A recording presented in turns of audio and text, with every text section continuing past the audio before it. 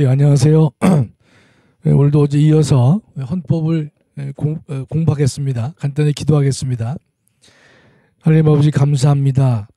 오늘도 우리 헌법 교육을 통해서 공부를 통해서 우리의 지식이 늘어나며 대한민국을 바로 아는데 크게 도움되게 하여 주시옵소서.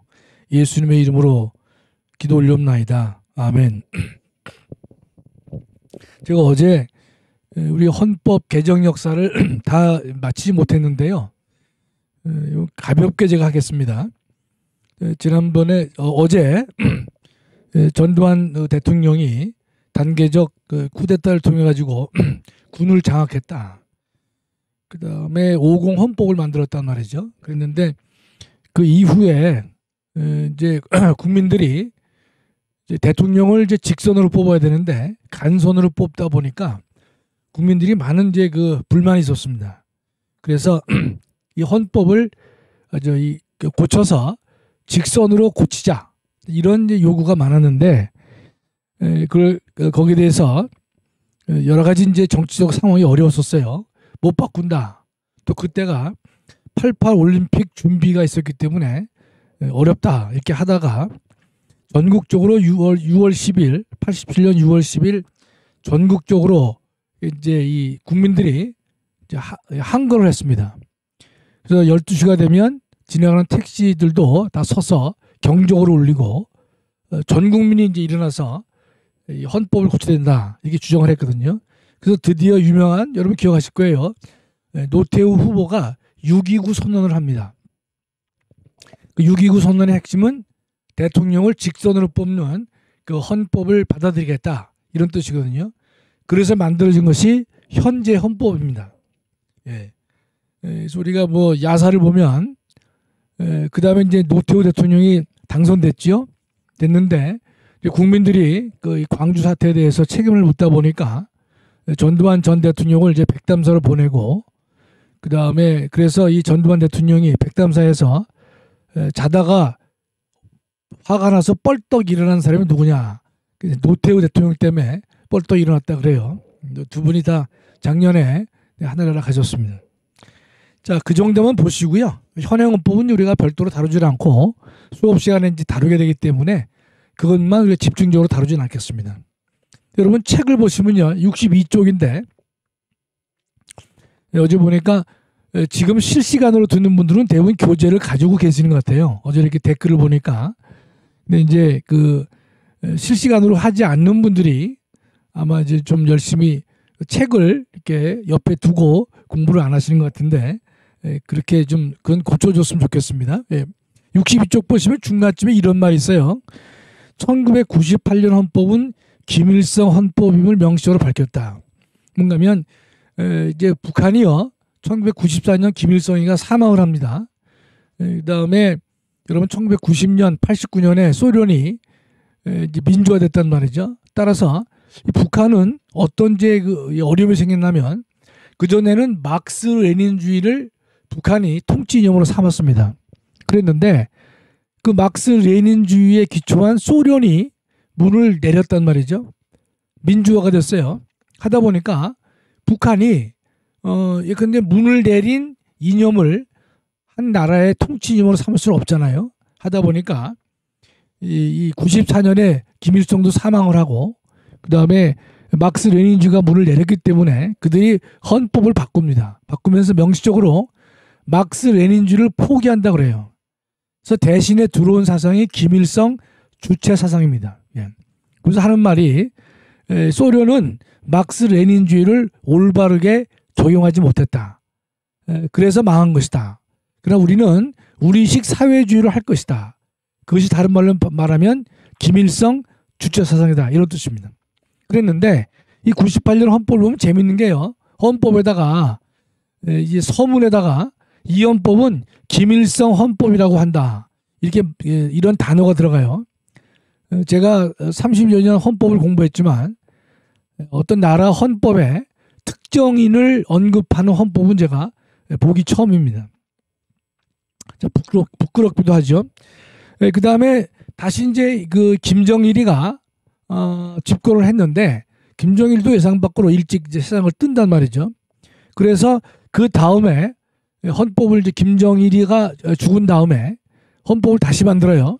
만드는데 그 헌법을 보면요. 김일성, 김정일 헌법이다 이렇게 말을 합니다. 지금 여러분들이 이제 김일성과 김정일을 지칭하는 북한 사람들의 용어가 좀 달라요. 김일성은 위대한 수령이다 이렇게 합니다.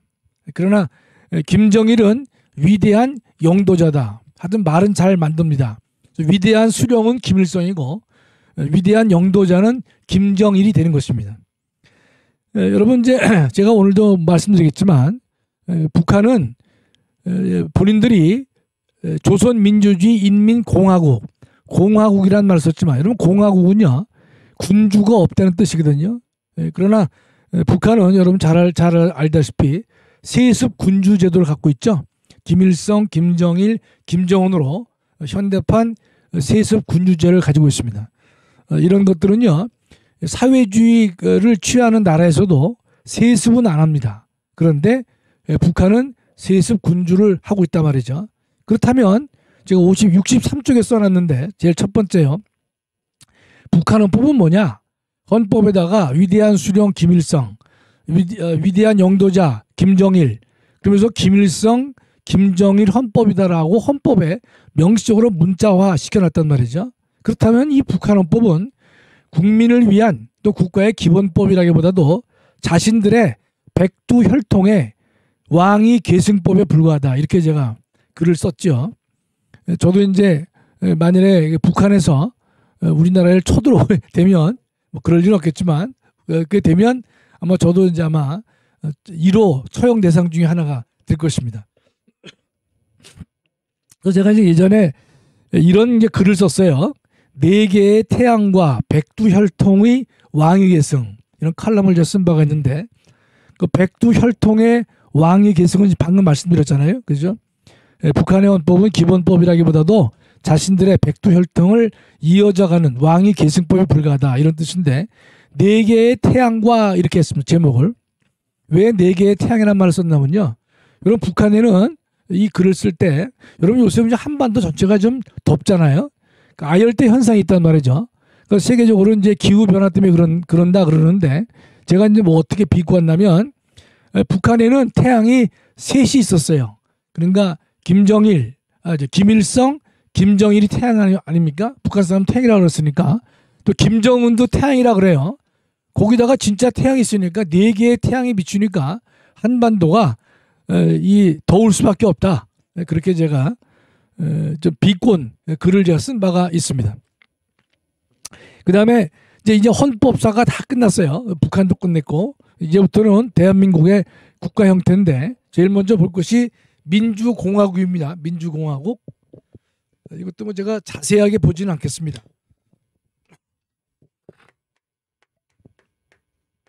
우리 헌법 1조 1항을 보면 대한민국은 민주공화국이다 이렇게 했단 말이죠. 간단히 설명드리면 이런 것이에요. 공화국이라는 말을 썼다고 하는 것은요. 비반대말이 군주국입니다. 군주. 그래서 영국은 공화국이 아니에요. 이웃나라 일본도 천황이 있기 때문에 그걸 공화국이라고 안 합니다. 일본이나 영국이 대표적인 군주국이다 이런 뜻입니다. 우리나라는 공화국이기 때문에 뭘 둘 수 없죠? 군주를 둘 수 없습니다. 어떤 분은 뭐 이시조선의 뭐 왕조를 다시 뭐 되살리자 이런 엉뚱한 말씀하시는데 그건 헌법에 어긋납니다. 두 번째는 민주인데 그런 민주라는 말은요 여러분이 꼭 기억해 둘 것이 자유민주가 있고 인민민주가 있어요. 그걸 반드시 구별을 하셔야 됩니다. 민주란 말은 민이 주인이라는 뜻이죠. 민이 주인. 그럴 때 자유가 들어가면요. 자유가 들어가면 주인인 국민의 범주를 전체 국민으로 이해합니다. 그러나 인민민주라고 하는 사람들은요. 즉 공산주의 사람들은 이 주권의 주인인 국민을요. 국민이라고 안 하고 인민이라는 말을 써요. 자식들은. 이 양반들은요. 그럼 이 인민은 누구냐? 노동자와 농민만을 말하는 것입니다. 노동자, 농민을 전체 국민이 아니기 때문에 전체 국민으로 우리는 부르는데 이 사람들은 전체 국민이 주인이 될 수 없다는 거예요. 누구냐? 그 나라의 주인은 노동자와 농민이 주인이어야 된다. 그래서 새로운 인민공화국을 만들려고 하는 것이 소련이었고 중국이었고 북한이었습니다.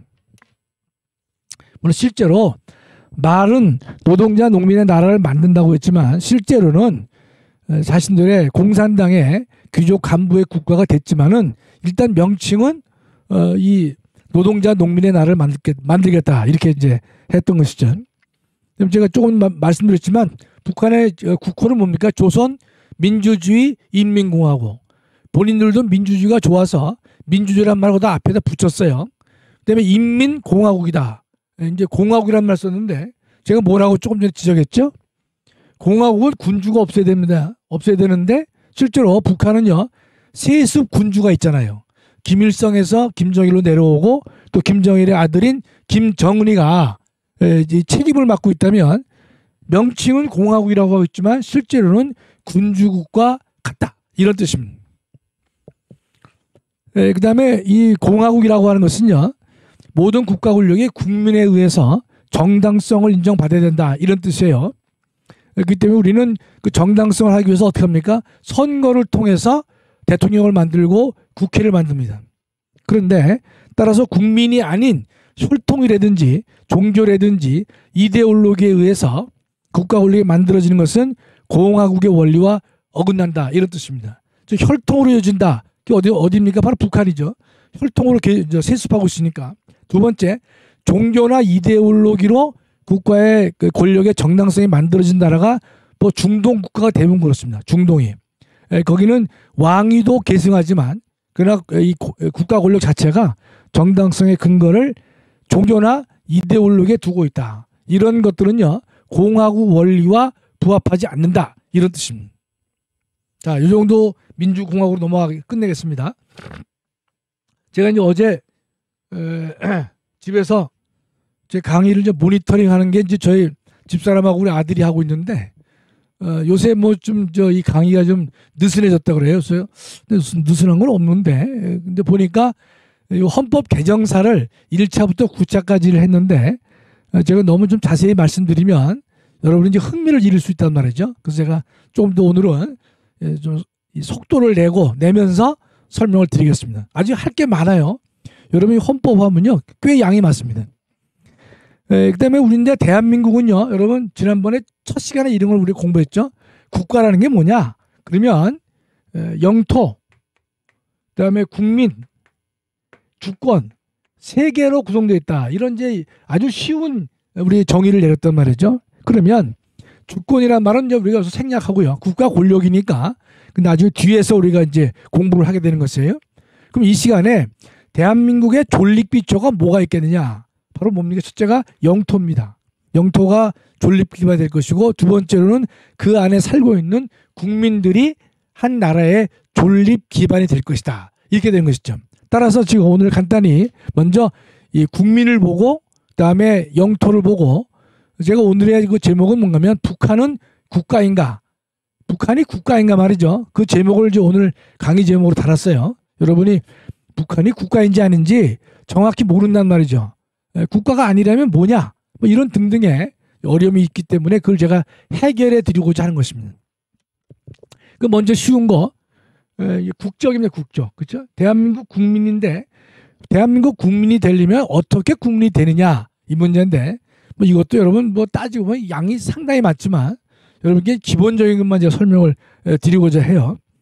여러분 책에 보시면 국민과 국적이라고 되어 있는데 거기에 다섯째 줄 보시면요.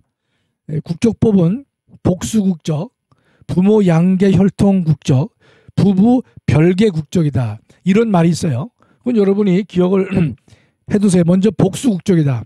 대한민국은요. 복수국적을 일부 허용합니다. 전반적으로 허용하지는 않지만 제한된 기간 내에 복수국적을 우리 현행 허용하고 있다.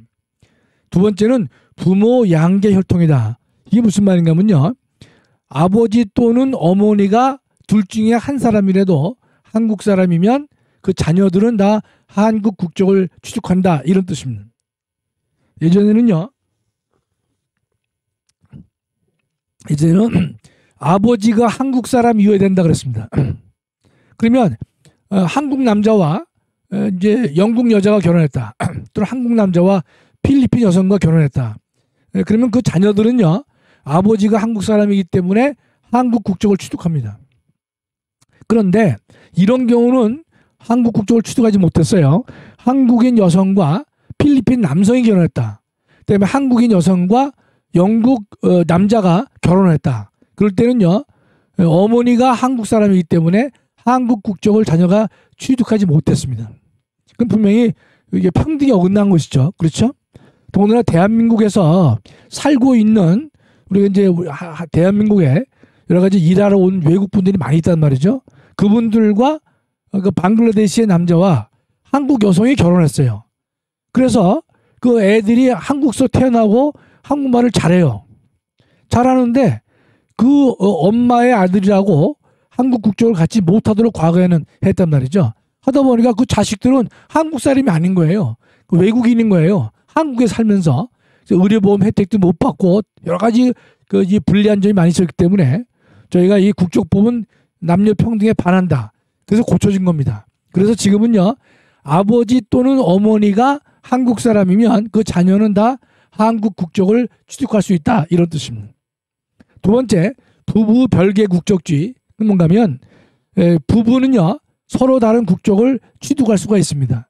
과거에 한때는 외국 남자가 한국 국적을 취득하게 되면요, 그 아내는 따라서 그다음에 자식들도 함께 한국 국적을 취득할 수 있도록 했던 것이에요. 그러나 지금은 부부 별개주의이기 때문에 외국 사람들이 한국의 국적을 취득할 때 아버지와 아들 또는 성년인 자녀들은 별개의 조건으로 우리나라 국적을 취득하는 것이지 당연히 취득하지 않는다. 또 아버지의 국적 취득과 수반돼서 따라오지 않는다. 그걸 여러분이 분명히 알고 계시면 좋겠습니다. 그 다음에 제가 국적에 대해서는 다른 건 말씀 안 드리고 국적 취득만 좀 말씀드릴게요. 국적 취득. 전 세계적으로 국적을 취득할 때는요, 두 가지 주의로 나눠집니다. 이제 선천적 취득이 있고요. 선천적 취득이 있고 후천적 취득이 있습니다. 이건 여러분 하나만 알아두시면 돼요. 선천적 취득은 뭔가면 출생이란 사실로, 출생, 부모로부터 태어났단 말이죠. 이 출생이란 사실로 이 국적을 취득하는 것이. 근데 후천적 취득은요, 가장 많은 게 뭔가 하면 결혼입니다. 결혼을 통해서 인도 여자가 한국 남자와 결혼한단 말이죠. 결혼해가지고 한국 국적을 취득할 수 있죠. 그러면 이 인도 여성은 태어날 때는 인도 국적을 가지고 있었어요. 그러나 결혼을 통해 가지고 우리 국적을 취득하는 것이죠. 또 우리 한국 여성이 미국 남성과 결혼해서 미국 시민권을 가지려고 한다면 그것도 마찬가지로 이제 이 후천적 취득이 되는 것이죠. 그래서 후천적 취득은 우리가 이건 설명해서 빼고 출생으로 인해서 처음부터 이 취득을 이 국적을 취득해야 되는 거예요. 두 가지가 있는데 하나가 혈통주의입니다. 요거는 부모의 국적을 따르는 거예요. 두 번째가 출생지주의입니다. 출생지. 요건 여러분이 상식적으로 알아두셔야 돼요. 그렇죠? 혈통주의와 출생지주의. 혈통은 부모의 국적에 따른다 이 뜻이고, 출생지주의는요, 부모의 국적과 무관하게 어떤 지역에서 태어나면 그 나라의 국적을 취득할 수 있다. 여러분 잘 아는 게 어디입니까? 여기가 출생주의는 대표적인 미국이죠. 미국. 예. 혈통주의는 이제 우리나라, 한국, 뭐 독일, 유럽은 대부분 다 혈통주의입니다. 예. 그 출생지주의를 취하는 나라가 미국하고 이 남미에 이 출생지주의가 많아요. 그 왜 이런 현상이 있느냐? 이건 참고로 해서 다민족 국가로 이루어진 나라가 대부분 출생지주의입니다. 미국은 이제 여러 인종들이 합쳐서 출신들이 합쳐서 만들어졌잖아요. 따라서 미국은 출생지주의를 취하고 있고, 또 이 다민족 국가인 남미도 출생지주의를 취하는 나라가 많습니다. 반면에 일본, 우리나라 때문에 유럽의 모든 대부분 나라들은요 다 혈통주의를 취하고 있습니다. 그 여러분이 이런 의문이 있죠. 우리나라 사람이 미국에 이제 교환 교수로 갔다든지 또는 뭐 대기업 상사로 갔는데 거기서 이제 그 자녀를 출산했단 말이죠. 그러면 그 자녀는 어떨까요? 그 자녀는 대한민국의 국적법에 따른다면 대한민국 국적을 취득합니다. 동시에 그 자녀가 미국에서 태어났기 때문에 미국 국적도 다 함께 갖는 것입니다. 즉 이중 국적자가 되는 것이에요. 그러면 이 이중 국적자가 영원히 되는 것이냐? 그렇지 않고 20세가 되면 근데 국적을 선택하게 이 법은 되어 있습니다. 그래서 둘 중에 하나를 선택하게 하는 것입니다. 그 전까지는 이중 국적을 허용하고 있는 것이에요.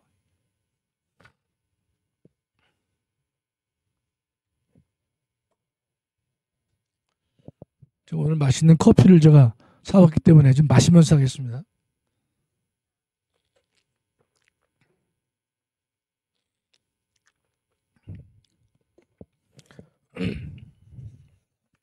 그러면 우리나라는요 혈통주의가 원칙인데 그 출생주의는 전혀 없느냐?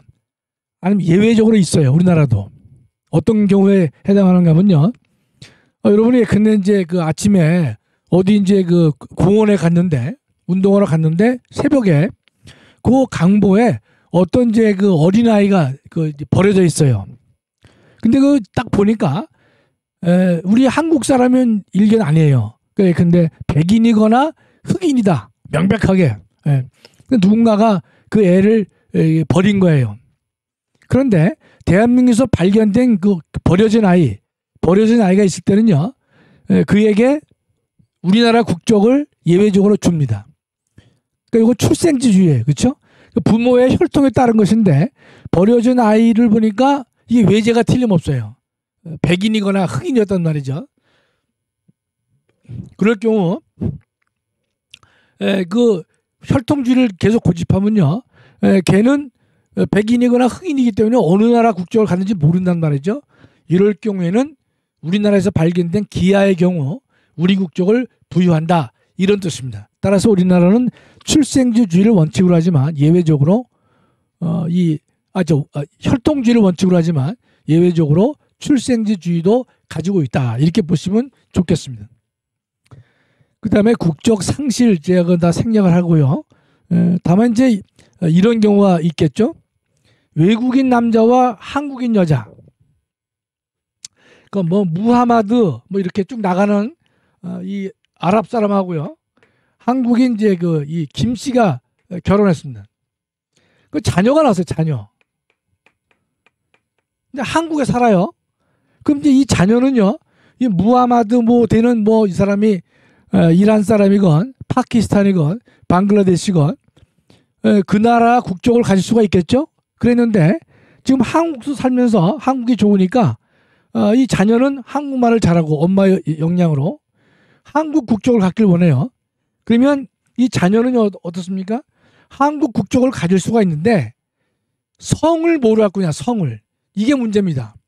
이 자녀가 한국 국적을 갖는 것은 당연히 뭐 허용되는데 이 자녀에게 무하마드 뭐 알리 뭐 이런 식의 이름을 줄 수는 없잖아요. 그죠? 또 본인들도 싫어할 테고 이럴 때는 예외적으로 이 엄마의 성과 본을 따를 수 있도록 했습니다.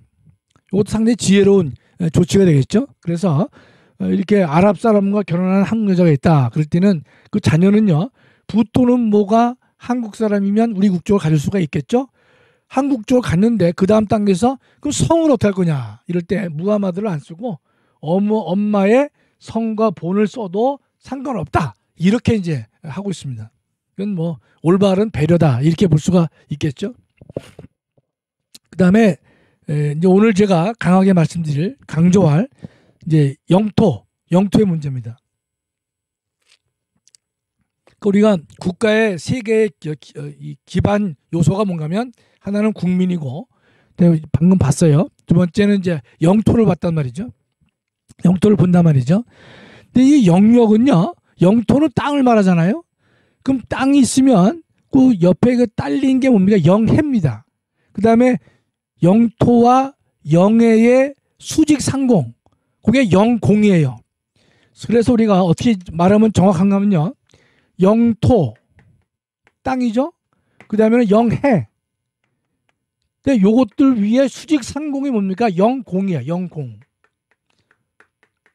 요걸 합쳐서 우리가 영역이다. 이렇게 표시합니다. 좀 뭐 용어가 복잡할 수는 있죠. 그러나 가장 중요한 것은 뭡니까? 영토라고 영토, 그렇죠? 영토. 영공도 영토에 의해서 영향을 받는 것이고 영해도 영토에 영향을 받기 때문에 영토가 가장 중요한 것입니다.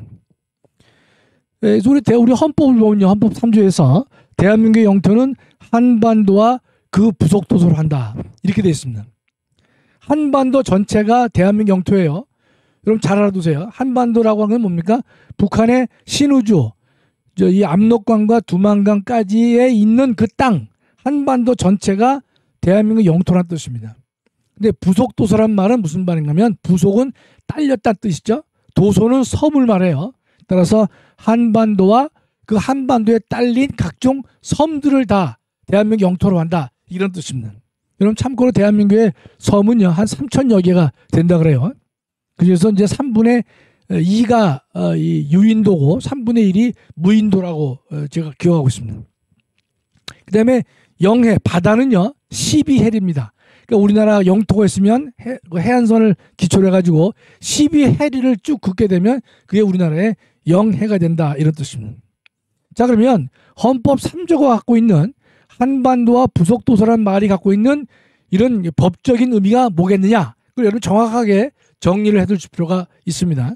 첫째요, 한반도와 부속도서가 우리 대한민국 영토 아닙니까? 그 말은 한반도에서는요 대한민국이란 나라는 어떤 나라냐, 조선을 이은 대한제국, 또 대한제국을 이은 상해 임시정부, 대한제국과 상해 임시정부로 이어지면서 정통성을 가지고 내려온 나라다 이런 뜻입니다. 따라서 대한제국과 임시정부를 계승한 유일한 정통성을 가진 국가다 이런 의미가 첫 번째로 거기에 들어가 있는 것입니다. 두 번째는요, 그렇기 때문에 한반도 내에서는요 여타의 국가 승인은 존재할 수 없단 말이죠. 그렇죠? 한반도 전체가 대한민국 영토니까 그 안에 다른 국가는 존재할 수가 없는 것이죠. 그렇죠? 다른 국가 승인 허용될 수 없다. 이와 같은 대원칙은요 지금 남한과 북한의 여러 가지 뭐 관계가 바뀌고 국제 정세에 변화가 있다 하더라도, 또 통일 조항이 존재한다 하더라도 이 대원칙은 변경될 수가 없는 것입니다. 두 번째는요 또 중요한 게 있어요. 여러분 우리 이 대한민국 영토와 이 한반도가 대한민국 영토라고 되어 있잖아요. 한반도와 섬이, 요건요 어떤 의미가 있냐면요, 중국이나 러시아나 일본에 대해서는요 이런 메시지를 전하는 건 마찬가지예요. 특히 중국에 대해서는요, 우리는 한반도를 우리 땅으로 하고 있기 때문에 더 이상의 영토의 야욕이 없다, 그거를 천명하는 것입니다. 그런 의미가 포함되어 있어요. 물론 정강훈 목사님이 자주 이제 말씀하실 때 보면 동북 삼성도 우리가 회복해야 된다 이렇게 말씀하시는데, 그건 뭘 목사님이 또는 이제 선지자 입장에서 또는 뭐 역사 정치적으로 뭐 이렇게 말씀하실 수 있겠지만, 현행 헌법을 해석해 보면 한반도와 부속도서를 대한민국 영토로 한다는 말은 과거 고구려의 땅은 우리가 다시 회복할 마음이 없다, 이것을 우리가 천명한 것이다 이렇게 봐야 되는 것입니다.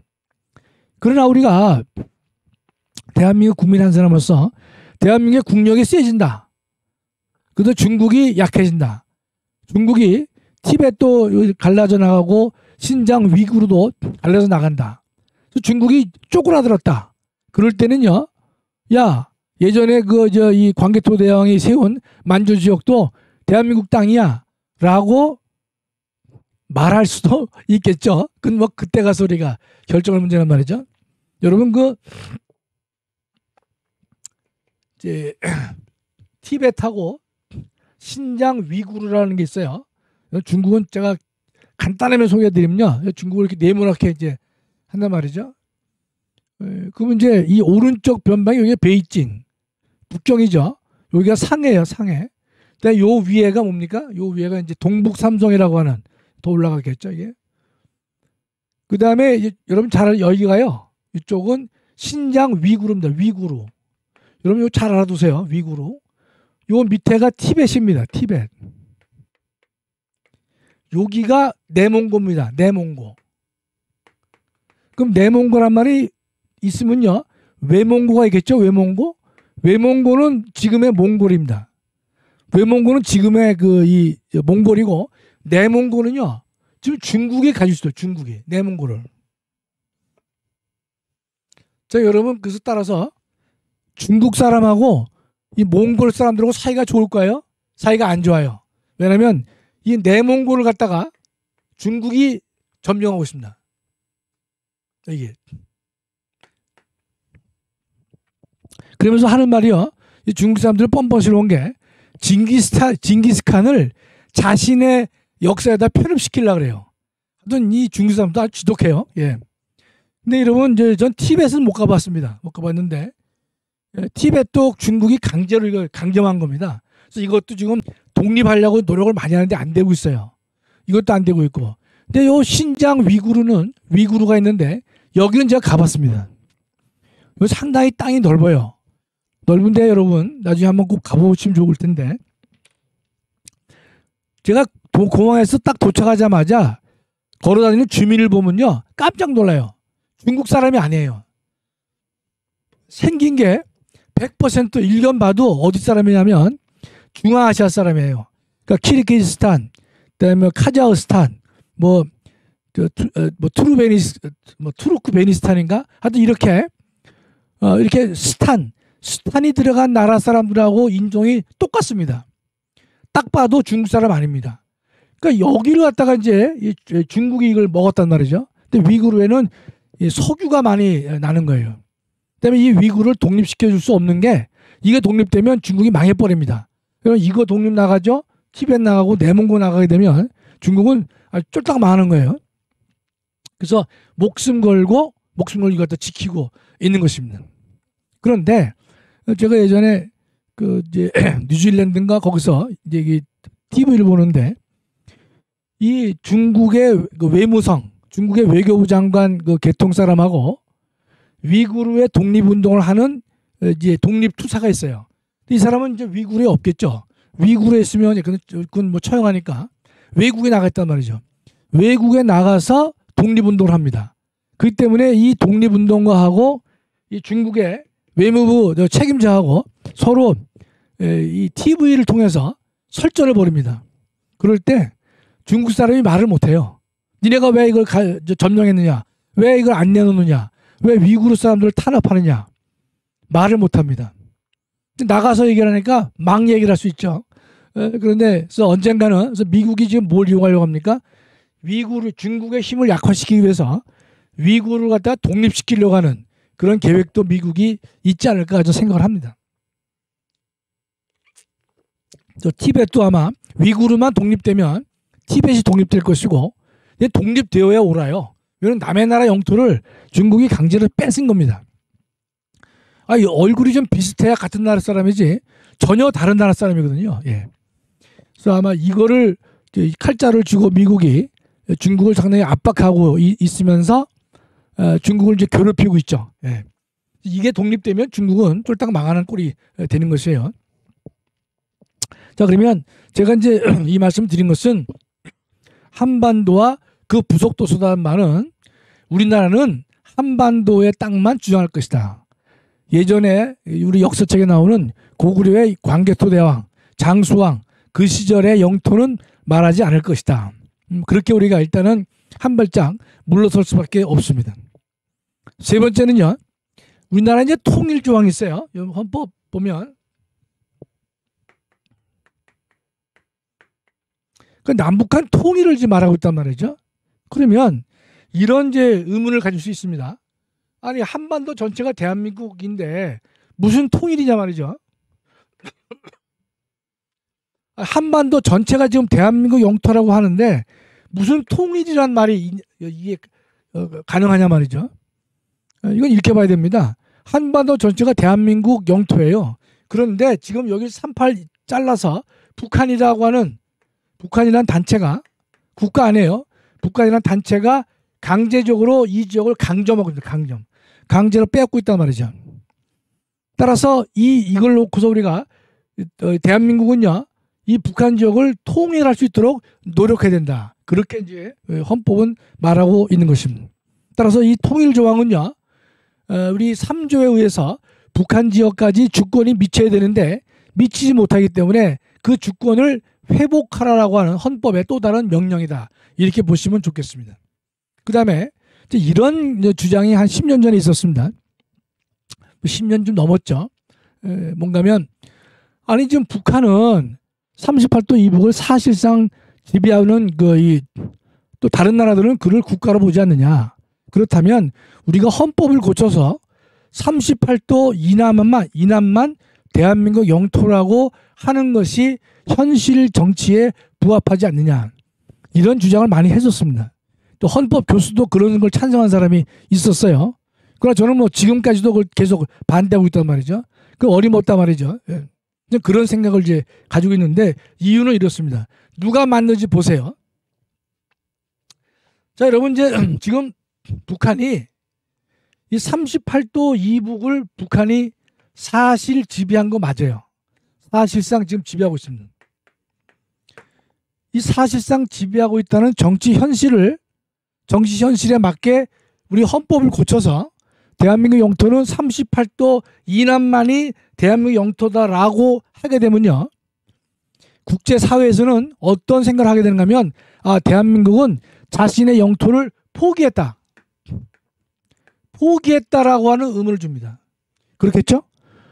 전체가 자기네 땅이라고 하다가 요것만 남쪽만 대한민국 영토라고 한다면 이 대한민국은 헌법을 고치면서 북한 지역은 포기한 거 아니냐? 포기했다는 인상을 줍니다. 잘못된 것이죠. 두 번째 더 중요한 것은요. 자, 북한이 어느 날 갑자기 무너졌어요. 여기가 진공 상태가 됐습니다. 그러면 요 북한 땅을요. 좀 누가 지금 호시탐탐 엿봅니까?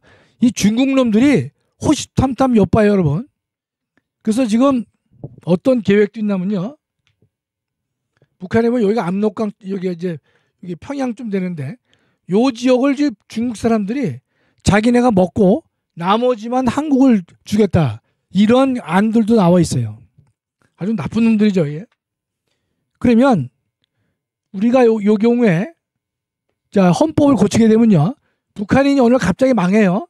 망하게 되면 이 대한민국 전체가 한반도라는 현행 헌법이 존속하고 있다면 우리는 당당히 이 북한 지역에 중국이나 소련이 러시아가 들어오지 못하도록 우리는 말할 수가 있죠. 말할 수 있는 법적 근거가 존재하죠. 그랬는데 이거를 38 이남으로 해버리면요. 북한이 어느 날 갑자기 망하게 되면요. 이 지역의 땅에 대해서 우리는 주장할 수 있는 근거가 약해지는 것입니다. 옛날 헌법을 제시하면서 이거 봐라. 우리 옛날에 이거 우리 땅이라고 그랬단 말이죠. 라고 아쉬운 소리를 할 수밖에 없는 것이. 그렇기 때문에 이 영토조항, 한반도와 그 부속도서라는 그 영토조항은 절대로 폐지될 수 없다. 이런 뜻입니다. 진공상태가 돼가지고 북한 영역에 우리의 의견을 이제 내야 될 때가 올 거란 말이죠. 그럴 때 한반도와 그 부속도서가 대한민국 영토라는 사실이 48년부터 지금까지 일관되게 주장되어 왔기 때문에 딴소리 하지 마라. 그렇게 우리가 자신 있게 말할 수가 있습니다. 그러나 그렇지 않으면요. 오해의 소지가 발생하는 것이죠. 따라서 그런 헌법 개정은요. 되지도 않겠지만 헌법 개정을 하려고 노력해서도 안 된다는 뜻입니다. 헌법 교수에서는 그런 사람이 있었지만 제가 볼 때는 저는 그때부터 지금까지 단호하게 안 된다. 이유는 방금 설명드렸죠. 여러분 들어보시고 누구 말이 더 헌법적으로 설득력이 있는지 판단해 보시기 바랍니다. 당연히 제 말이 설득력이 있을 것입니다. 그 다음에 저희가 제 책에는 이제 독도 영유권 문제가 나와 있는데 독도 영유권은 조금 이따 말씀드리고요. 북한의 법적 지위부터 말씀드릴게요. 책에 70쪽입니다. 70쪽. 이 내용을 설명했으니까 이어서 제가 북한의 법적 지위를 제가 설명을 드릴 텐데 여러분 요건 잘 기억해 두시면 좋겠어요. 북한이 국가냐 아니냐 말이죠. 여러분 요거 한마디로 말하기 어려워요. 결론부터 말씀드리면 북한은요. 대한민국은 북한을 국가라고 불러서는 안 됩니다. 반면에 다른 나라가 대한민국을 제외한 다른 나라가 북한을 국가라고 하는 것은 상관없어요. 그건 이제 설명드리겠지만 그 왜 그러냐? 북한은요 유엔에 우리와 동시에 가입을 했습니다. 유엔이라는 국제기구는 국가라야 가입이 됩니다. 따라서 북한도 국가성을 인정받아서 유엔에 가입이 된 거예요. 따라서 모든 세계 각국이 북한을 국가로 보는 것은 그는 우리 허용해야 됩니다. 그렇다고 대한민국이 북한을 국가라고 부를 것이냐? 불러서 안 됩니다. 그 이유를 제가 설명을 드릴 것이에요. 여러분 이제 70쪽에 보시면 북한의 법적 지위인데 우리 한반도의 유일한 합법 정부가 누굽니까? 그거는 대한민국이죠. 그러면 북한은 실체가 뭐냐? 대한민국 땅을 강제 점령하고 있는 불법 집단이다 이런 뜻입니다. 한마디로 깡패다 이런 뜻이죠.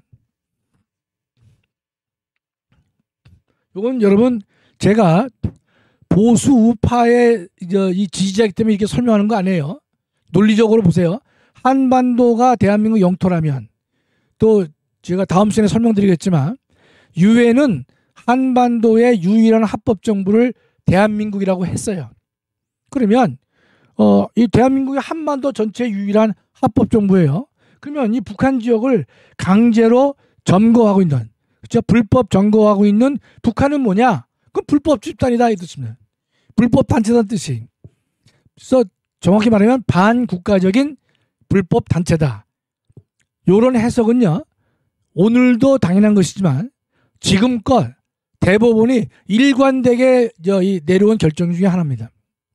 또 우리나라 헌법재판소가 나중에 설명드리겠지만 근데 불법 단체의 성격을 헌법재판소도 인정하고 있는 것이에요. 여러분 머릿속에 어떻게 생각합니까? 북한은 반국가적 대한민국에 반하는 불법 단체다 이런 뜻입니다. 그런데 이 해석이 그럼 어떤 보완이 좀 필요하지 않느냐 이런 의문이 들어요. 왜 그런가 하면 첫 번째 보완 이유는요. 여러분 87년도에 우리 헌법에 통일조항이 들어왔습니다. 자, 통일조항이는 게 뭐예요? 남한과 북한이 근데 물론 자유민주적 기본질서에 입각한 통일을 이어야 되겠지만 통일을 하나의 국가적 책무로 부여했단 말이죠. 그러면 이 불법 집단이면 이 사람들과 대화할 필요가 있나요? 이 불법 집단은요 우리가 처부숴야 되는 멸공을 해야 되는 존재인 것이지 이들과 대화를 할 필요가 없는 존재란 말이죠. 그랬는데 이 자유민주적 기본질서에 입각해서 평화적인 방법으로 통일을 하라라고 우리 헌법은 되어 있습니다. 그 평화적 방법으로 통일을 하라라고 하는 것은 북한을 힘으로 멸공으로 근데 진멸시키는 방법보다는 평화적인 방법으로 조국의 통일을 이뤄내라라고 헌법이 말하고 있는 것이에요. 자, 그럼 이 헌법 조항을 보면요. 북한을 오로지 저 반국가적인 불법 단체로만 보면은 더 이상 대화가 안 되죠. 그렇죠? 그러니까 거기에 우리 첫 번째 의문이 생기는 것입니다. 두 번째는요. 우리가 이제 소련이 이제 무너졌어요. 동유럽이 무너졌어요. 그래서 우리나라는요. 1990년과 90년에 남북한에 이런 법률을 이제 합의를 체결해요. 남북 합의서. 이 남북 합의서에 따라서 남북 교류 및 협력에 관한 법률이 만들어집니다. 남북 교류 및 협력에 관한 법률이 만들어져요. 이 합의서에 따라서 남한과 북한이 서로 교류도 하고 협력도 하자. 뭐 이 말은 맞는 거예요. 무조건 이제 때려잡자 공산당 이런 개념보다는 우리가 교류도 하고 협력도 해서 왜냐하면 이제 우리나라가 여러분 잘 살지만 북한이 너무 못 산단 말이죠. 이럴 때 우리가 통일을 하게 되면요. 여러분 이거 아셔야 됩니다. 대한민국 5천만이고 북한이 2,500만 되잖아요. 그러면 대한민국의 두 가구가 절대 빈곤인 한 가구를 먹여 살릴 수 있는 능력이 돼야 되는 것입니다. 예전에 그 잘 살았던 소독도요. 통일이 된 다음에 분란이 많았어요. 야, 이러려면 못하러 통일하느냐? 너무 힘들단 말이죠. 소독의 돈이 동독 지역으로 아주 엄청나게 유입이 되어야만 동독을 끌어올릴 수 있단 말이죠. 그러면 우리가 지금 북한하고 북한을 바라볼 때 북한의 법적 지위나 사실상의 상태를 끌어올리면서 통일을 추진할 때 우리가 통일 비용을 좀 적게 부담하지 않겠는가? 이제 그런 생각을 하기 때문에 남북 사이에 서로 교류도 좀 하고 협력도 하자. 그래서 긴장 상태도 좀 완화시키고 우리가 그 핵무기 개발도 하지 말고 서로 이제 일단 체제 경쟁을 하지만은 그러나 서로의 안전을 보장하면서 노력해 보자. 이런 식의 합의서가 남북 합의서에 체결됐고 그로 인한 법률이 남북 교류 협력에 관한 법률입니다. 여러분 쳐보시면 그 법률이 나올 거예요. 정확하게는 이제 이 남북 사이의 화해와 교류에 관한 합의서, 즉 남북 합의서다 말이죠. 자, 그렇다면 남한과 북한 사이의 교류 협력에 관한 합의서가 체결됐다고 하는 것은요, 북한을 오로지 깡패 집단이다, 불법 집단이기 때문에 니네는 때려잡아야만 한다, 이렇게만 접근을 하면요 도저히 이 문제를 해결할 수가 없단 말이죠. 그래서 이 불법 단체로만 본다면 통일조항과도 부닥치게 되고 남북 합의서와도 부닥치게 되고, 또 하나는 1991년에 우리나라와 이 북한은요 유엔에 동시 가입을 하게 됩니다. 동시 가입을 해요. 그러면 아까도 말씀드렸죠. 유엔이라는 국제조직은 국가라야만 그 가입이 허용됩니다. 그러면 북한도 이제는 뭡니까? 국제사회에서는 국가로 인정받는 거예요. 우리는 그를 국가로 안 보지만 다른 나라가 국가로 본단 말이죠. 국제 정세가 많이 바뀌었습니다. 그렇다면 우리가 한 60년 내려오던 이 북한은 반국가적 불법 단체이기 때문에 니네하고는 도저히 말도 안 하고 무조건 니네는 우리가 분명히 수복해서 때려잡겠다 말이죠. 이렇게만 하게 되면 상대방의 반발도 커지는 것이고, 또 현행법의 통일조항과도 모순이 생기고 남북 합의서와도 갈등이 생기고 그다음에 유엔의 동시 가입과도 충돌하는 그런 현상들이 있다 보니까 좀 더 이걸 보완을 해야 되지 않겠느냐, 이런 지적들이 나타날 수밖에 없는 것이고 당연한 것입니다. 그래서 물론 또 그렇다고 해서 북한을요 독립국가로 볼 수는 없어요. 또 설명을 제가 드릴 것입니다. 그래서 여러분이 이 결론을 알아두세요. 헌법재판소는 뭐라고 말하고 있냐면 북한은요 반국가단체,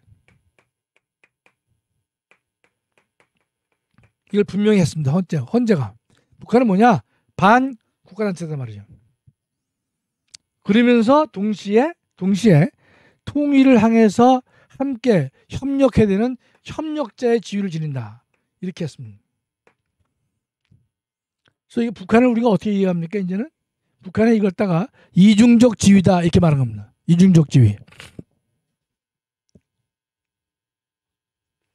여러분이 머릿속에 북한은 뭔가 이건 반국가단체다, 동시에 통일을 향해서 상호 협력해야 되는 협력자의 지위를 지니고 있다. 그러면 여러분 봐세요. 요거는 헌법 3조에 근거한 거예요. 3조, 그렇죠? 협력자는요 4조의 통일조항에 기초를 둔 겁니다. 이렇게 해석하면요 상호 모순이 안 생기죠. 헌법 3조와 헌법 4조의 충돌도 좀 이게 완화될 수가 있단 말이죠. 그래서 반국가단체에 관한 헌법 3조를 담은 실현 방법이 뭐냐, 이 국가보안법입니다. 국가보안법. 반면에 헌법 4조 통일조항에 관련된 법이 뭐냐, 바로 요 법, 남북 교류 및 협력에 관한 법률이에요. 요것은 좀 머릿속에 입력을 시키면 좋겠습니다. 그렇죠? 헌법 3조에 따른다면 북한은 반국가단체, 4조에 따른다면 하나의 협력자의 지위, 따라서 3조에 따른 법률은 국가보안법, 4조에 따른 법은 남북 교류 협력에 관한 법률이다. 이렇게 여러분이 머릿속에 넣어두시면 가장 명쾌하게 북한의 법적 지위를 우리가 이해할 수가 있는 것이죠. 그럼 국가보안법과 남북교류법에 대한 충돌이 생기잖아요. 충돌은 우리가 얼마든지 충분히 해결할 수 있습니다. 북한에게 근데 뭐 물자를 지원한다, 약품을 지원한다 이럴 때는 개인적으로는 못하고요. 통일부 장관의 승인을 받아서 하도록 돼 있단 말이죠. 이걸 비밀리에 몰래 한다. 그러면 뭐 어디에 저촉되죠? 국가보안법에 위반되는 것이다. 이런 뜻입니다. 그래서 북한은 이제 이 두 가지 지위를 갖고 있는 것이에요. 그러면 북한 주민은 어떠냐? 북한 주민. 이 북한에 살고 있는 주민은 대한민국 국적자이냐 아니냐 이런 의문이 또 생겨요. 이건 마찬가지 이렇게 생각하시면 됩니다. 한반도 전체가 대한민국 영토이기 때문에 북한에 살고 있는 주민들은요 대한민국 국적을 갖습니다. 동시에 북한의 국적도 갖습니다. 북한도 외국이 봤을 때는 독립된 국가이기 때문에 그런 것이에요. 두 개의 지위를 가져요.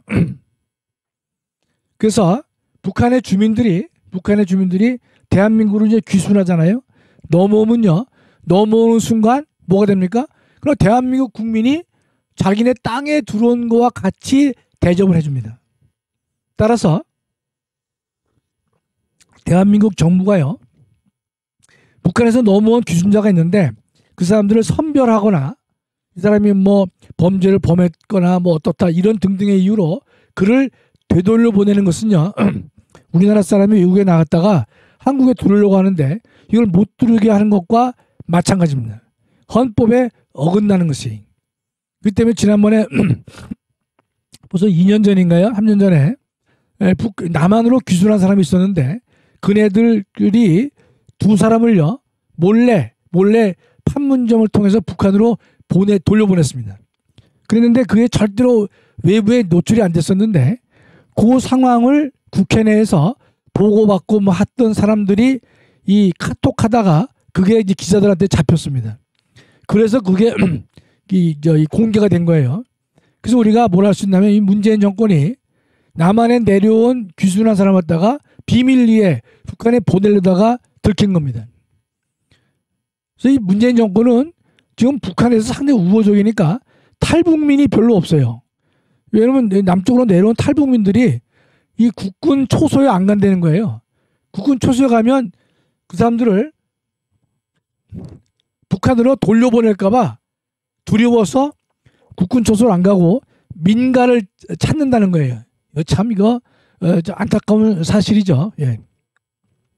이 탈북민이 많이 있어야만 북한 정권이 스스로 무너지게 되는 것인데 이 정권은 북한에 대해서 상당히 우호적이기 때문에 도리어 이 탈북민이 이 바늘방석에 앉아있는 그런 듯한 심정으로 현재 살고 있습니다. 반드시 이 문제가 우리가 다시 회복돼야 될 줄 믿습니다. 그러면 그 북한 주민은 이중적 지위를 갖고 있단 말이죠. 따라서 북한이 이중적 지위를 가진 것과 마찬가지로 북한 주민도 이중적 지위를 가지고 있다 이런 뜻입니다.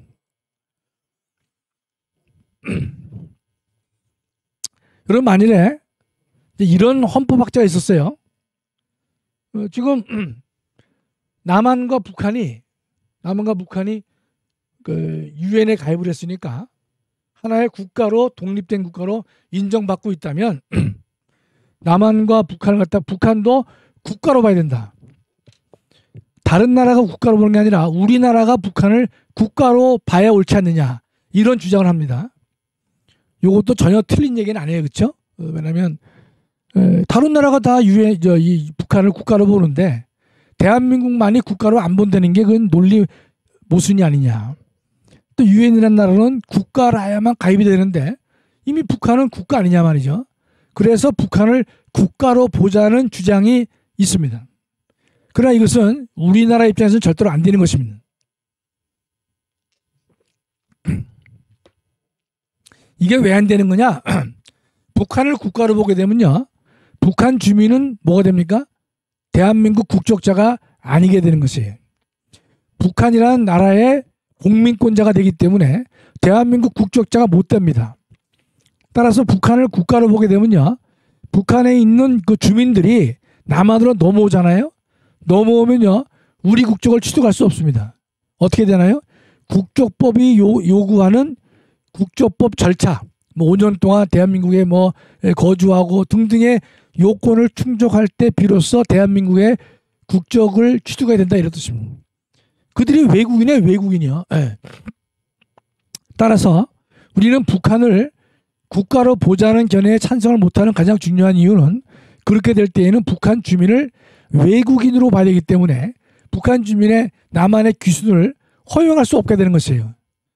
그런 헌법 해석은 바람직하지 않죠. 그렇죠? 이치에 맞지 않아요. 예. 그렇기 때문에 우리는 북한을 국가로 보지 않는다. 그랬는데 여러분 그 말을요 저만 하는 게 아니에요.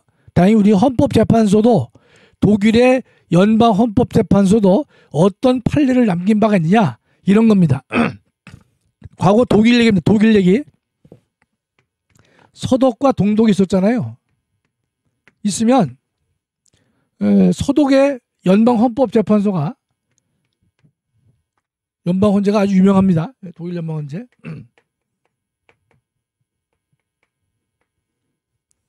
뭐 시간이 될지 모르겠지만 제가 이제 독일에 가서 독일 연방헌법재판소를 제가 가족들하고 구경 갔습니다.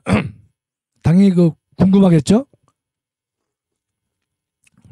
근데 독일은 그 연방헌법재판소가 당시 서독의 수도인 본에 있지 않고 칼스루헤라고 하는 그 중간 지점에 이제 작은 이제 마을 도시에 있었습니다. 우리나라는 어떻습니까? 헌법재판소 서울에 있죠. 독일 사람들은 이런 거예요. 국가 권력을 통제하는 헌법기관이 통제를 당하는 국가기관과 가까이 있게 되면 통제의 기능이 약화된다. 그래서 멀리 있어야 된다. 그런 취지로 칼스루헤로 갔습니다. 우리나라도 그런 얘기를 과거에 했었는데 헌법재판소에 관련된 모든 사람들이 서울에 살고 싶다. 그래가지고 안 됐습니다. 안 됐는데 제가요 이제 가족들하고 칼스루헤를 갔어요. 갔는데 제가 가서 그 헌법재판소를 못 찾은 거예요. 저는 뭔가면 헌법재판소 그러면요 독일의 연방헌법재판소는 전 세계적으로 유명하거든요. 권위가 있고 저는 엄청난 큰 건물이 있을 줄 알았습니다. 있을 줄 알았는데 우리나라 헌법재판소는 여러분 대법원이나 대검찰청 가서 보세요. 얼마나 위용이 있는지 높게 졌기 때문에 그 위에 있는 사람들이 국민들을 아래로 깔아보는 듯한 느낌이 있어요. 잘못된 거죠. 그런데 제가 찾지를 못한 거예요. 그래서 그 동네에서 그게 칼스루헤 궁인데 궁전에 있어요. 그게 마을에 있는데 제가 지나가는 이제 뜀뛰기 하는 사람한테 물어봤어요. 헌법재판소 어디 있느냐? 그 젊은 그 아가씨인지 청년인지 모른다는 거예요. 모른다는 거예요. 헌법재판소가 어딘지 모른다는 거예요. 뜀뛰기 하고 있는데 야 도대체 이럴 수가 있나? 근데 제가 이렇게 보니까 저 끝에 한 5층짜리 네모 반듯한 건물이 있더라고요. 두 개가. 근데 헌법재판소가 저렇게 초라할 수가 있을까? 이제 한국 사람의 스타일이죠. 가서 보니까 딱 5층짜리예요. 네모나고 입구에 그러니까 독일 사람들은 이제 독수리 문양을 합니다. 독수리 문양이 딱 있고 문패같이 나무판에다가 그 분데스 페어파수스 게리히트 연방 헌법재판소. 그러니까 거기에 이제 독수리 마크 하나에 분데스 페어파수스 게리히트 연방 헌재 그걸 나무판에다가 해놨어요. 제가 그걸 보면서 순간 참 많이 느꼈습니다. 건물이 중요한 것이 아니라 그 안에서 일하는 사람의 소신, 지혜 이게 중요하단 말이죠. 거기 있는 뜀뛰기 하는 조깅하는 사람들이 연방헌법재판소 건물을 잘 모를 정도로 아주 검소하게 했습니다. 물론 독일 사람들은 상당히 검소해요. 안에 들어가면 다 깨끗하지만 겉에는 검소한데 야 저거 그 한국에서 느꼈던 연방헌법재판소의 그 모습이 전혀 아니었던 것이에요. 그래서 제가 참 놀라움을 금치 못했던 사건이 바로 연방헌재를 본 사건인데 이 독일의 그 당시 서독이죠. 서독 연방헌법재판소는요. 어떤 판례를 내렸느냐. 이런 판례를 내린 거예요. 서독과 동독이 유엔에 동시 가입을 해서 동시 가입했기 때문에 전 세계 다른 나라가 동독을 국가로 인정한다 하더라도 서독은 서독은 국가를 승인하지 않는다는 게. 독일 연방 헌재의 판결이에요. 그러니까 동서독이 유엔에 가입했지만 다른 서독을 제외한 모든 나라가 동독을 국가로 보는 것은 뭐 나 따지지 않겠다. 변론이다. 그러나 서독은 동독을 국가로 볼 수가 없다는 거예요. 왜냐면 독립된 국가로 보는 즉시 여러 가지 이제 문제가 생긴단 말이죠. 이 판례를 본받아서 우리나라 헌법재판소도요, 어떤 판결을 내린다면 남한과 북한이 유엔에 동시 가입을 해서 수많은 나라가 북한을 국가로 인정하는 것은 변론이고 대한민국은 북한을 국가로 볼 수 없다는 것입니다. 아시겠죠? 여러분 이게 우리나라 헌법재판소 판례에 나와 있지만 여러분 남북 교류 협력에 관한 법률을 한번 찾아보세요. 여기 남북 교류 협력에 관한 법률을 보면요, 그 도입 부분에 뭐라 된다면 남한과 북한은 나라와 나라의 관계가 아닌 특수한 관계다. 이렇게 되어 있습니다. 다시 한번요. 남한과 북한은 나라와 나라와의 관계가 아닌 특수 관계에 있다. 요 말은 독일이 했던 말을 우리가 갖다 본따서 사용한 것입니다. 여러분이 누가 논쟁하게 되면요, 그거를 알고 그 교류 협력하는 법률을 보면 나라와 나라 사이에 하는 특수한 관계라고 되어 있단 말이죠. 그걸 어떻게 생각하냐 뒷물을 쓰면 좋겠고, 또 하나는 우리 헌법재판소도 이런 말을 했단 말이죠. 유엔의 동시가입은 다른 나라가 북한을 국가로 보는 것은 몰라도 남한이 북한을 국가로 보는 것은 아니다. 이걸 분명히 여러분이 확실하게 해두셔야 되는 겁니다. 해두셔야 되는 것이. 그것의 논거는 뭡니까? 바로 영토조항에 있습니다. 영토조항. 영토조항은 한반도 전체가 대한민국 땅이라고 되어 있단 말이죠. 그 다음에 우리가 47년도 11월 달에 유엔이 뭐라 결정했느냐? 대한민국은 한반도에 우리가 이제 총성을 한 다음에 한반도의 유일한 합법정부다 말이죠. 유일한 합법정부는 제가 다음 시간에 영어 문장과 함께 다음 시간에 소개를 하겠습니다. 제가 이제 이 나이가 들다 보니까 영어나 독일어 발음이 시원치 않아요. 그래서 우리 애들한테도 이제 놀림을 많이 당하는데, 그래서 나이가 들어도 계속해서 발음을 했으면 좀 나을 텐데 혀가 굳어져서 잘 안 됩니다. 예.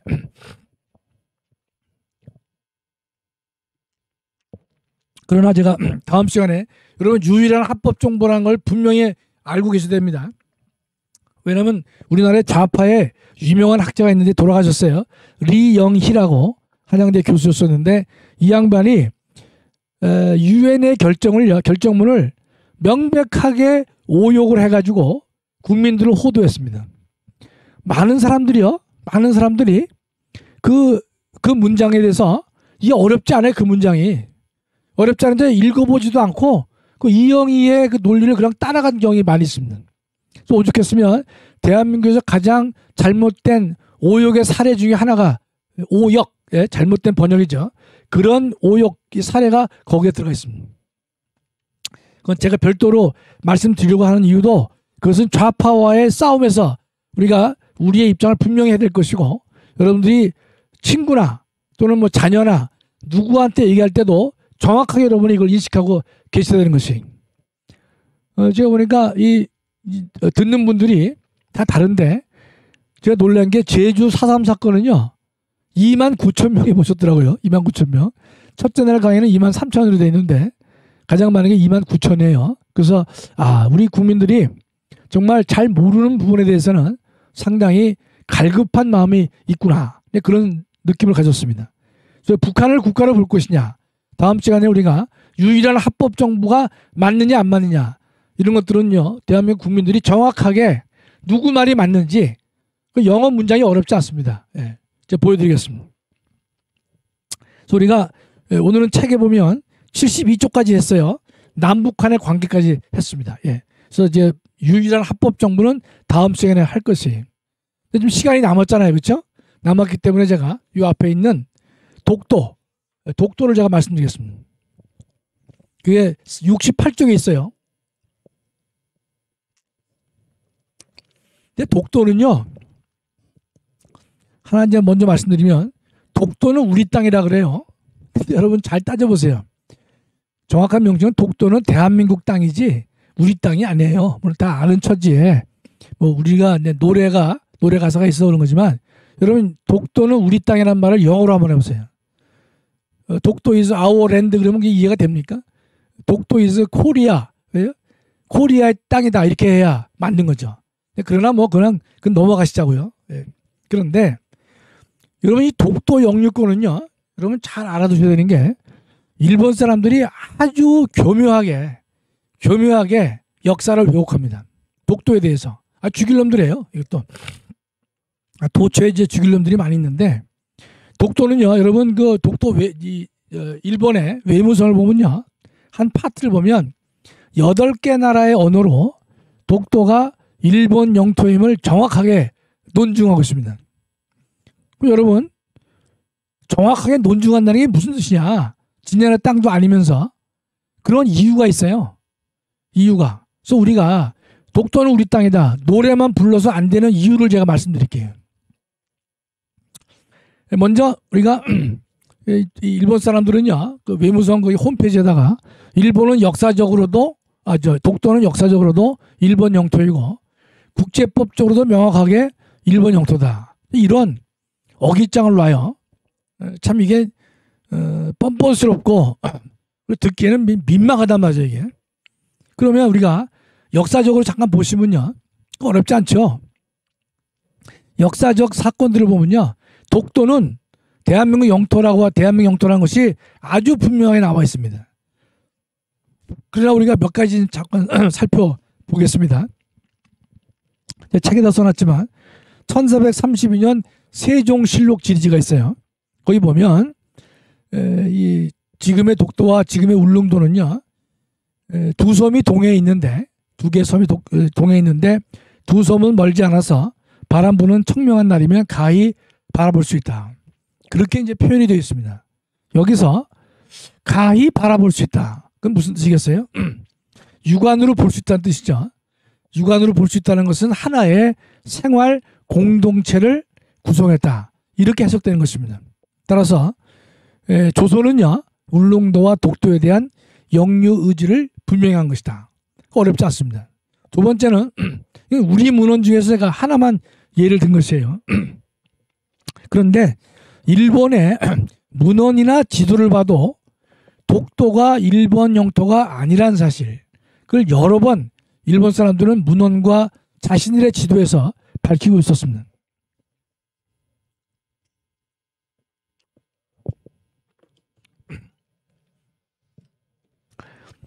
제가 여러분 이건 외우실 필요 없지만 책에다 썼지만 1854년에 에도 막부, 에도라고 해서 이제 지금의 도쿄를 말하죠.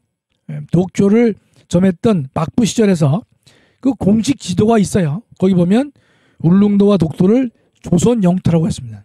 조선 영토. 두 번째, 1876년이요.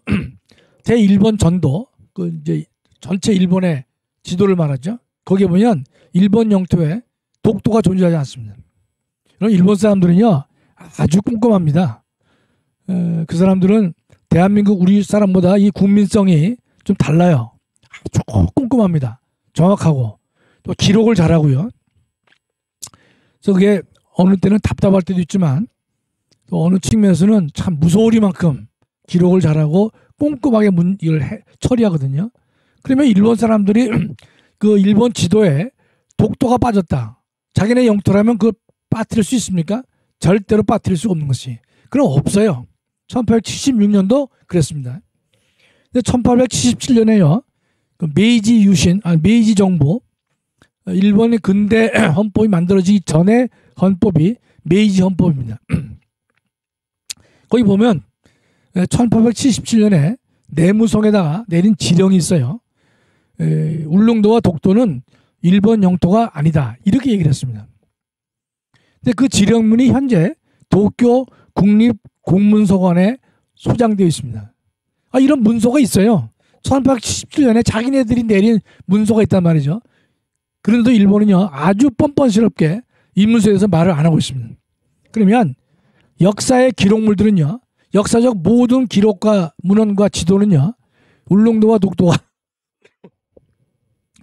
독도가 대한민국 영토임을 분명히 하고 있습니다.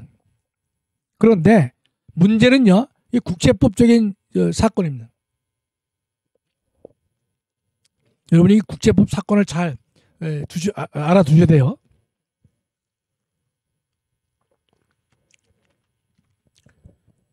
중요한 게 이게 역사적인 문제가 아니라 국제법적인 문제입니다. 일본은요 2차 대전에서 패했죠. 태평양 전쟁에 패한 다음에 연합국 48개국과 문서로 조약을 맺습니다. 그게 샌프란시스코 강화 조약이에요. 전쟁이 끝났단 말이죠. 그럼 이제 그 전쟁 이 샌프란시스코 조약을 하게 되면요, 거기 일본이 점령했던 땅이 많거든요. 필리핀, 말레이시아, 인도네시아 많았단 말이죠. 그런 나라들의 영토를 다 원위치로 돌려야 되겠죠. 그럴 때 요 강화 조약에는요 이렇게 돼 있어요. 일본은 제주도, 거문도, 울릉도를 포함하여 조선에 대한 모든 권리를 포기한다. 여러분, 그러면 대한민국의 섬이 3,000개죠. 제일 큰 게 제주도예요. 두 번째가 거문도고 세 번째가 울릉도예요. 그러면 3,000개를 다 언급할 필요 없겠죠. 제주도, 거문도, 울릉도를 포함하여 조선에 대한 모든 권리를 포기한다. 이렇게 이제 조문에 돼 있어요. 그러니까 일본 사람들은요, 뭐를 예컨대 지금 여기서 끄집어내는 거면요, 거기에 독도가 없대. 독도가요. 독도는 한일 간에 분쟁을 하고 있는 지역이기 때문에 독도가 들어가야 되는데 독도가 없다는 거예요. 그 말은 독도는 일본 영토로 남아있단 말이지. 그런 말을 이 사람들이 하고 있는 것이. 참 이게 파렴치하죠. 그렇죠? 그러나 여러분, 이 주장은요, 독도는 한일 간의 경계를 다투는 섬이기 때문에 소재를 분명히 해야 되는데, 이를 명시하지 않은 것은요, 미국을 포함한 48개국이 연합국이 독도는 일본 영토라는 사실을 인정했기 때문에 그런 것이다. 이렇게 민망할 정도의 악선전을 합니다. 자, 그러면 이거는요, 한국 사람들은 다 아는 내용이기 때문에 이게 우리는 분통만 터지지만요, 여러분, 이런 내용을요, 아시아, 그다음에 아랍, 유럽, 아프리카, 멕시코, 남미 이런 친구들에게 계속 알리면요, 그 사람들은 독도를 누구 땅으로 알까요? 그 사람들은요, 독도를 일본 영토로 알게 될 확률이 매우 높습니다. 그게 우리에게 참 심각한 문제가 되는 것이. 이 역사를 아는 사람은 이 문장을 그렇게 해석 안 하는데, 일본이 교묘하게 독도는 한일 간의 분쟁 지역인데 이 독도는 반드시 다른 건 몰라도 언급이 되어 오는데 언급이 안 됐다고 하는 것은 일본 영토임을 인정하는 것이다. 이따고 소리를 이제 한단 말이죠. 이걸 우리 전 세계에 있는 젊은이들한테 여러분 5년, 10년, 20년을 알리게 되면요, 또는 자국의 학생들에게 알리게 되면 저 한국 대한민국이 독도를 강제로 빼앗고 있구나, 이렇게 뒤집었을 확률이 높습니다. 그래서 우리나라는요, 독도는 우리 땅이다, 이 노래만 하면 안 되고 이 샌프란시스코의 문제점을 정확하게 우리 알고 계셔야만, 또 학생들에게 교육을 시켜야만 이 다툼에서 이길 수 있는 것입니다. 우리 땅이 아니기 때문에 그런 것이 아니라 우리 땅인데 그렇게 교묘하게 나온단 말이죠. 지금 일본은 상당히 노골적으로 독도에 대해서 떠들고 있지 않습니까? 그러니까 예전에는 조금 떠들다가 가면 갈수록 어떻습니까? 그 강도가 심해지고 있어요. 그러면 이 강화조약이 만들어졌을 때 우리는 책임이 없느냐? 우리에게 책임이 큰 거예요. 무슨 말이냐면, 미국은요, 이 독도 때문에 한국과 일본에 대해서 그 영유권의 이게 누구 땅이냐? 그래서 이 소명 기회를 줬습니다. 그런데 일본은 그 미 국무부에 대해서 자료를 냅니다. 어떤 자료를 냅니까? 거짓 자료지만 1905년도 이 러일 전쟁 때 아닙니까, 이게? 러일 전쟁 때 독도를요, 시네마 현으로 강제 편입시켰어요. 그 조례상에 들어간 거예요. 그러면 요 문서를 냅니다, 미국에. 그러니까 미국 사람들은 모르잖아요. 모르니까 봐라.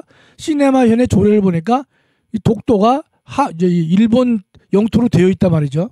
이거밖에 몰라요. 그런데 또는 뭔가 하면 일본 사람들은 그 1905년에 시네마현의 조례를 제출한 것 이외에도 그것에 근거한 각종의 문헌들을 일본 사람들은 미 국무부에 보냅니다. 전쟁의 진놈들이 그렇게 아주 참 철저하게 이 독도를 갖다 지네 땅으로 하려고 그러는 것이. 그 우리나라 사람들은 어떠냐? 우리나라 관리들은요. 그때 이 미 국무부에 역사적 기록도 보내고 각종의 기록을 보내야 되는데 제대로 안 보낸 것이. 여러분 1900년도에 고종이 칙령을 내려가지고 독도가 대한제국의 땅이다 라는 공문서가 존재해요. 그것만 하나 내더라도 미 국무부는 이게 지금 이 한국 사람 얘기가 맞구나. 이렇게 얘기를 한단 말이죠. 1905년에 들어가서 러일 전쟁 때 일본 사람들이 살짝 뺏어서 넣었구나. 불법 편입을 시켰구나. 이걸 알 수가 있어서 그러면 여기다가 제주도, 거문도, 울릉도 및 독도를 포함하여 조선에 대한 권리를 포기한다. 이렇게 문장을 만들어줬으면 아무런 말이 없는데 그렇게 만들어지지 않았던 것이. 그래서 미국 국무부가요. 그래서 러스크라는 국무부 장관이 어떤 결론을 했느냐. 독도는 일본 땅이라는 거예요. 일본 땅. 그게 러스크 서한입니다. 예, 러스크 서한. 그걸 우리가 보낸 거예요. 여러분 그 당시는 우리나라가 어떤 상태였죠? 남북한이 지금 전쟁을 해요. 전쟁을 하니까요. 정신이 없었어요. 근데 아무리 정신이 없어도 근데 주미 한국 대사관의 직원들이 왜 그걸 똑바로 못합니까? 그건 분명히 이걸 했어야 되는 거죠. 그러니까 이제 이 러스크 서한이 국무장관이 독도가 일본 땅이다라고 하니까 이승만 대통령이 역정을 낸 거죠. 역정을요. 그러니까 이승만 대통령이 그때 뭐냐면 1952년에 해양 주권 선언을 합니다. 그 자료 화면이 아마 있을 텐데. 자료 화면. 평화선 선포가 있어요.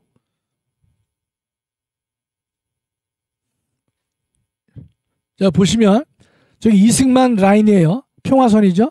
저기 보시면 울릉도 독도가 있는데 이게 뻘건 주제자 서 있지 않습니까? 여러분 저거는요. 이승만 대통령이 그냥 오기로 선언한 겁니다. 일본 사람들은 뭐라고 비판하는가 하면 저거는 국제해양법에 어긋난다는 거예요. 왜냐면 12해리가 영해인데 저건 12해리가 다 넘지 않냐 말이죠. 따라 저거는 국제해양법에 위반됐다고 말해요. 그러니까 여러분 알아두세요. 국제해양법은요. 저 때 없었습니다. 이후에 만들어진 거예요. 따라 저 때는 이승만 대통령이 딱 고집을 세워서 뭔 소리냐 말이지. 독도가 우리 땅이다 말이죠. 저렇게 강력하게 선언하니까 일본이 패전국 아닙니까? 끽소리 못한 것이. 나중에 무슨 해양법 위반이다. 저 당시는 분명히 해양법이 존재하지 않았습니다. 꼭 알아두세요. 예. 여러분이 해양법 위반이다 그러면 저 당시는 국제해양법이 만들어지기 전 단계에 저렇게 했던 것이에요. 저래서 독도가 지켜진 겁니다. 그러면 이 평화선은요. 언제 폐기됐느냐. 1965년 박정희 대통령이 집권한 다음에 일본과 이제 이 기본 조약을 체결합니다. 그때도 말이 많았죠. 대한민국을 팔아먹는다 그랬지만 대한민국에 돈이 10원 한 장 없었어요. 그래서 일본한테 기본 조약을 맺고 일본의 그 배상금도 받고 그래가지고 저희가 이런 근대화 작업을 했단 말이죠. 그럴 때 일본 사람들은요 어떻게 했습니까? 계속해서 요구합니다. 기본 조약 체결해 줄 테니까 독도 조항을 빼라 말이죠. 어떻게 했느냐? 독도 조항을 국제사법재판소에 그러면 가져가자라고까지 얘기를 했습니다.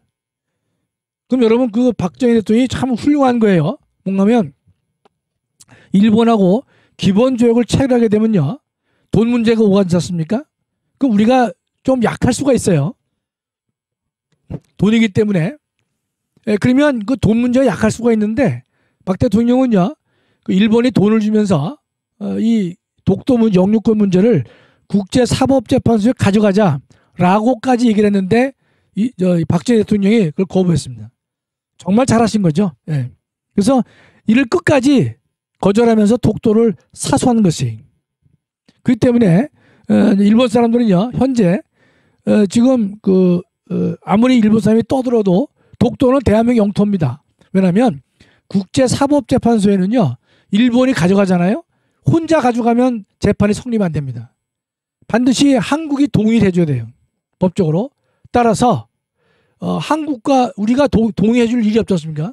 그래서 우리가 표정 관리 잘하면서 이 나라를 지키면 되는데 하도 일본 사람들은 엄청나게 이 영토에 대해서는요 아주 집념이 강합니다. 제가 이제 예전에 북해도에 홋카이도에 제가 이제 교환 교수를 여름에 잠깐 몇 개월 갔었는데요. 그 북해도 청사를 보면요 거기에 큰 현수막이 붙어 있어요. 뭔가면 그 소련이 뺏은 4개의 섬을 돌려달라. 그게 북해도 청사의 오른쪽 견에 크게 붙어 있습니다. 아마 지금도 붙어 있을 거로 좀 봐요.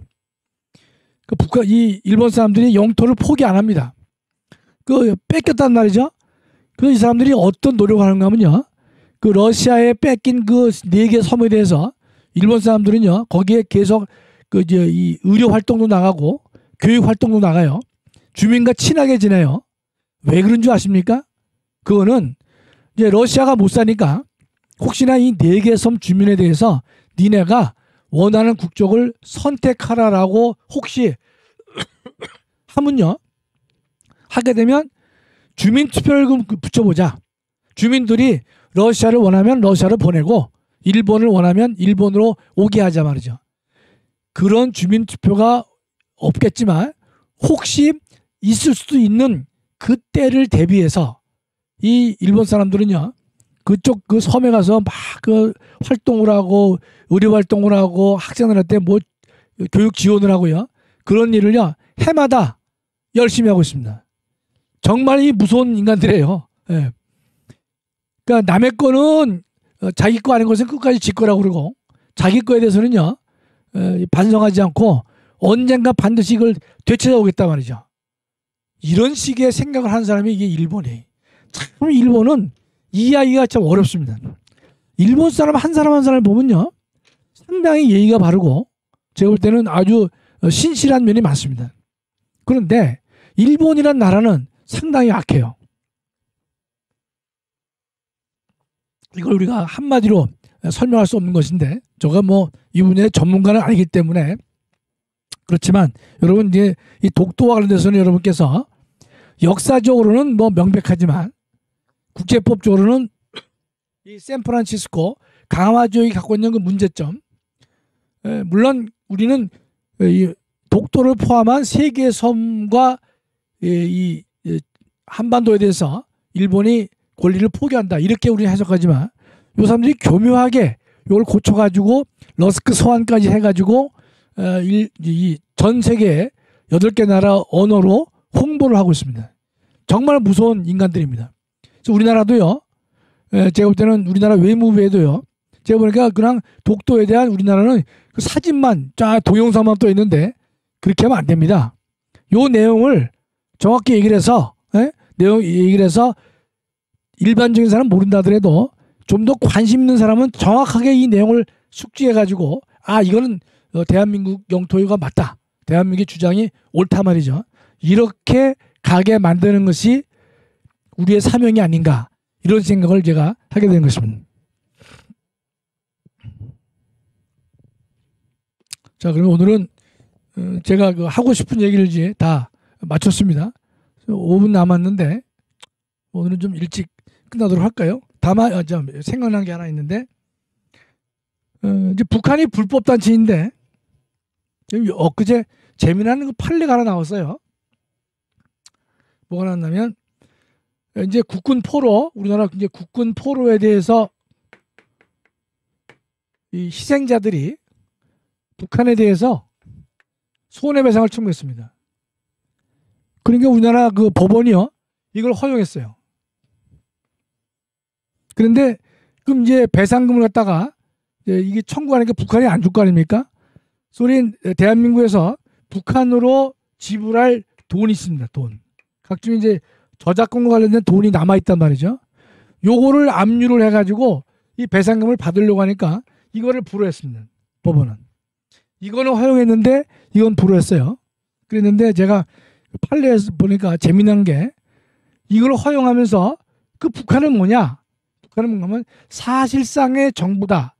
이런 표현을 이제 하고 있어요. 요거는 참 의미심장한 표현입니다.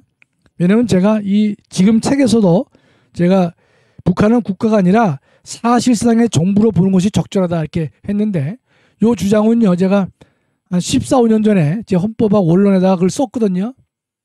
그래서 제가 뭐 짐작컨대 아마 그 판사가 그 책을 참조해서 본 거 아닌가. 왜냐하면 사실상의 정부라는 주장을 한 사람이 우리 헌법학 중에서 거의 없습니다.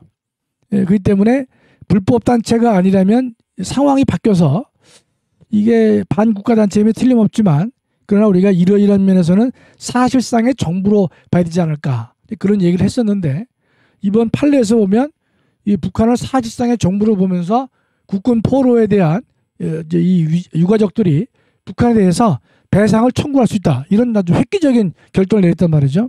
그래서 하여튼 제가 보면서 아주 혼자 흐뭇했습니다. 판사가 뭐 그걸 보고 했는지 그래도 참조를 했다고 보여주는데 상당히 마음에 기쁨이 있었습니다. 예, 그러면 오늘 여기서 강의를 마치도록 하겠습니다. 다음 시간에 뵙겠습니다. 예, 감사합니다.